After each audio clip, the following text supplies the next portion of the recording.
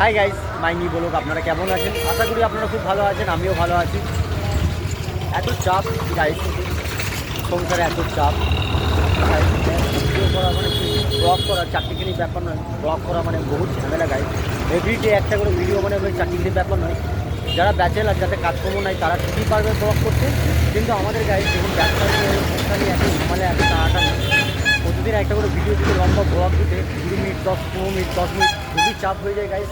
তার মধ্যেও যতটা পারছি তুলে ধরছি, যদি ভালো লাগে। কোথায় কালকে গেছিলে? ওই দিকে ঢুকেছিলে? কালকে ব্যবসা কেমন হলো গাইস? কালকে ব্যবসা করছিল দাদা, এখানে চব্বিশ পরব হচ্ছে গাইস, চব্বিশ পরবে ব্যবসা করছে। তো আমি বললাম দাদাকে, যাও, বেশি পয়সা নেবে না, তুমি যাও, আমাকে বলবে, আমি এখানেই থাকি, আমার এখানে ছেলে, কোনো অসুবিধা নেই। হ্যাঁ, তার জন্য বেশি পয়সা নেয়নি কালকে, ওকে বলেছে বসো, যা হবে লাস্টে বোঝা যাবে। তার জন্য দাদাকে আমি জিজ্ঞেস করলাম যে ব্যবসা কেমন হলো কালকে। তা গাইস সম্পূর্ণ দেখুন, খুবই চাপ।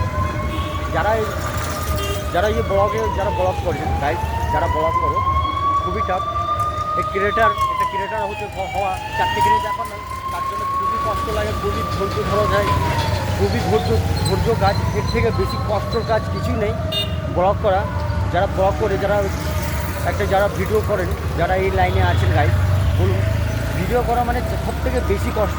লোকে ভাবে যে হাতে করে নিয়ে যে এইভাবে কথা বলে, কথা বলার মধ্যে বাবা কত সুন্দর, এগুলো কোনো কিছু ব্যাপারও না।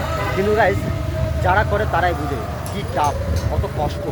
একটা ভিডিও এডিট করে ভিডিও শ্যুট করার মানে চারটিখানি দেখুন গাইস। রাস্তাঘাটে লোকে ভাবছে আমাকে পাগল, আমি দোকানের সামনে কি করছি। একটা এত পাগল ছেলে যে কোনো কিছু বলার নেই, কিন্তু কিছু করার নেই গাইস।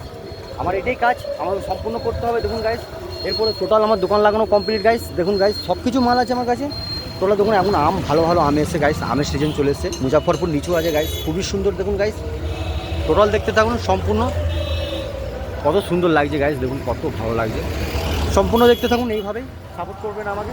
আমার ব্লগ আমি এখানেই শেষ করলাম। ভালো লাগলে লাইক কমেন্ট শেয়ার করবেন। Bye bye.